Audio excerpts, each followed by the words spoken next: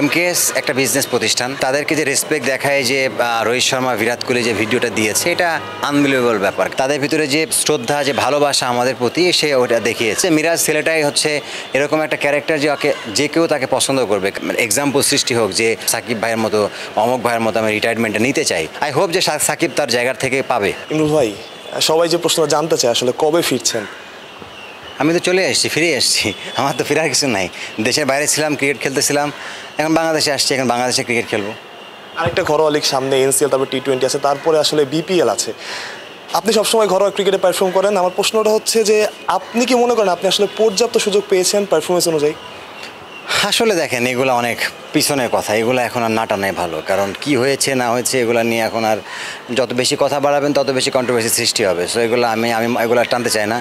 এরা পাস্ট আমার কাছে মনে হয় যে সামনে আমাদের খেলা আছে, এনসিএল খেলা আছে, বিপিএল আছে, ঢাকা প্রিমিয়ার লিগ আছে। এগুলো নিয়ে আমাদের এখন কথা বলা উচিত বা ফোকাস করা উচিত। আলটিমেট লক্ষ্যটা তো ভাই সবসময় থাকে ন্যাশনাল টিমে। দেখুন, এইগুলো এখন চিন্তা করতেছে না। কারণ ন্যাশনাল টিম অবভিয়াসলি সবার প্রত্যেকটা প্লেয়ারের একটা ইচ্ছা থাকে যে ন্যাশনাল টিমে খেলা, দেশকে রিপ্রেজেন্ট করা। বাট আমি ওইটাও স্বপ্ন নিয়ে সবসময় থাকি এবং থেকেছি। এখনকার সিচুয়েশনটা ডিফারেন্ট। এখন আসলে আমি বলবো না যে আমি ওইটা স্বপ্ন নিয়ে এখন আছি। অবভিয়াসলি যদি ভালো খেলতে থাকি, সব কিছু ঠিকঠাক থাকে, আমার কাজ যেটা, আমার ফিটনেস ধরে রাখা, ভালো খেলা, ভালো খেলতে থাকা, পারফর্ম করা। বাট একটা প্লেয়ার সবসময় ভালো খেলবে না, পারফর্ম করবে না, এটাও ঠিক। বাট চেষ্টা করে যাই যতদিন ক্রিকেটটা খেলবো, অ্যাটলিস্ট যেন যেখানেই খেলি না কেন ভালো খেলা। এমকেএসের প্রতিষ্ঠাতা ইমরুল কায়েস না ক্রিকেটার ইমরুল কায়েস, কোন ব্যাপারটা বেশি এনজয় করেন, কোন নামটা বেশি এনজয় করেন? না, ডেফিনেটলি ক্রিকেটার হিসাবে। কারণ এখান থেকে আমাকে সবাই চিনে, এখান থেকে আমার আসলে পরিচয়। এমকেএসটার আমার সাইড একটা জায়গা, ওটাও একটা অনেক বড় আমার ইমোশনাল জায়গা আমার কাছে। আমার মনে হয় যে যেহেতু এখন ক্রিকেটার হিসাবে ক্রিকেটের সাথে আছি, যে জিনিসটা তৈরি করছি এটা বাংলাদেশ ক্রিকেটের জন্য কাজে দিচ্ছে। আমার মানে এই দিক থেকেও বলবো যে একটু তৃপ্তির জায়গা আছে। ভাই, দুনিয়ার অন্যতম দুই সেরা ক্রিকেটার রোহিত শর্মা, বিরাট কোহলিকে আপনারা ব্যাট গিফট করেছেন। আসলে এই গল্পটা যদি একটু বলতেন, এটা এমকেএসের জন্য কত বড় পাওয়া? এটা মনে করি যে এমকেএস মানে কি আমাদের বাংলাদেশের মানে যারা ক্রিকেট ফলোয়ার বা ফ্যান তাদের জন্য আমি বলবো। কারণ দেখেন, এমকেএস একটা বিজনেস প্রতিষ্ঠান, তাদেরকে যে রেসপেক্ট দেখায় যে রোহিত শর্মা বিরাট কোহলি যে ভিডিওটা দিয়েছে, এটা আনবিলিভেবল ব্যাপার। কারণ আমি আসলে আপনারা যদি ওদের যে কোনো একটা ইনভেস্টমেন্ট করাতে চান, এটা হিউজ একটা অ্যামাউন্ট তাদের পিছনে ইনভেস্ট করা লাগে। বাট আমি বলবো যে তারা জাস্ট আমাদের একটা কথাতেই কিন্তু তারা এই জিনিসটা করছে। তার মানে তাদের ভিতরে যে শ্রদ্ধা, যে ভালোবাসা আমাদের প্রতি, সে ওটা দেখিয়েছে। এবং মিরাজকে থ্যাঙ্কস দিতে হয়। মিরাজ যেভাবে কাজটা করেছে, আমার মনে হয় যে তার ক্রেডিটটা বেশি। কারণ আমার প্ল্যানটা ছিল বাট মিরাজ এক্সিকিউট করেছে এবং ধন্যবাদ তাকে দিতে হবে। মিরাজ মানুষটাই কি এরকম কিনা যে সব কিছু ম্যানেজ করে ফেলে? না, এটা বলা ভুল যে ম্যানেজ করে ফেলা। জিনিসটা হচ্ছে যে মিরাজ ছেলেটাই হচ্ছে এরকম একটা ক্যারেক্টার যে কেউ তাকে পছন্দ করবে। কারণ তার ভিতরে নম্রতা, ভদ্রতা সব কিছুই আছে, মানুষকে রেসপেক্ট করে।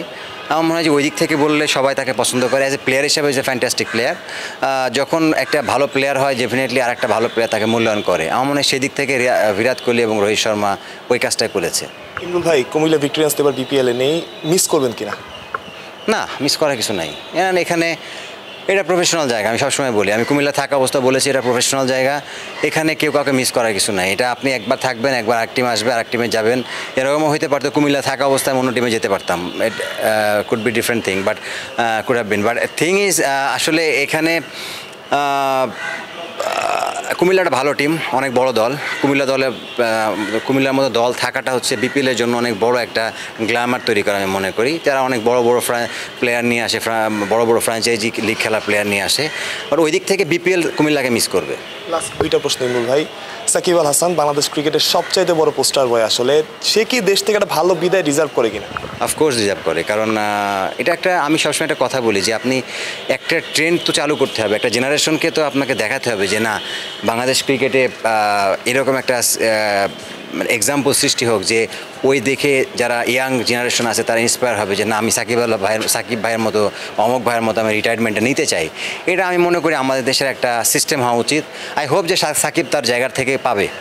মাঠের সাকিব আর মাঠের বাইরের সাকিব, আসলে মাঠের সাকিব থেকে তো আমরা সবাই দেখি, মাঠের বাইরের সাকিব ডিফারেন্ট। কারণ সাকিব, দেখেন, আমি সাকিবের মানে অ্যাজ এ কলিগ হিসাবে বলছি যে তার আমি প্রশংসা করতেছি না বা তার হয়ে আমি কথা বলতেছি না, অ্যাজ এ মানুষ হিসাবে আমার কাছে যেটা মনে হয়েছে যে সে মাঠে যথেষ্ট প্রফেশনাল। কারণ মাঠে যখন সে খেলতে নামে সে তার কারণ কে বন্ধু কে কী এগুলো দেখার বিষয় না, বাট মাঠের বাইরে আপনি যদি দেখেন যে অনেক ইয়াং প্লেয়ার সাথে সে খুব বেশি ক্লোজ, তাদের সাথে বেশি ফ্রেন্ডলি। তো এই জিনিসটা খুব ইম্পর্টেন্ট আমি মনে করি যে প্লেয়ার হিসাবে, যার ভিতরে সাকিবের ভিতরে আছে। ভাই ওয়ান লাস্ট কোশ্চেন, সাকিবের সাথে কোনো মজার মোমেন্ট যদি শেয়ার করতেন, অনেক দিন ধরে খেলেছেন একসাথে। সবগুলোই তো মজার মোমেন্ট, যখনই তো ওর সাথে থাকতো, যখনই ট্যুরে থাকতো বা থাকতো, ওর কথাগুলো সবসময় এমনভাবে চেয়ারিং করতো, মজা করতো, এটাই এই মজার মোমেন্ট পার্টিকুলারই কিছু নাই, সব সময়তে এরকমই ও।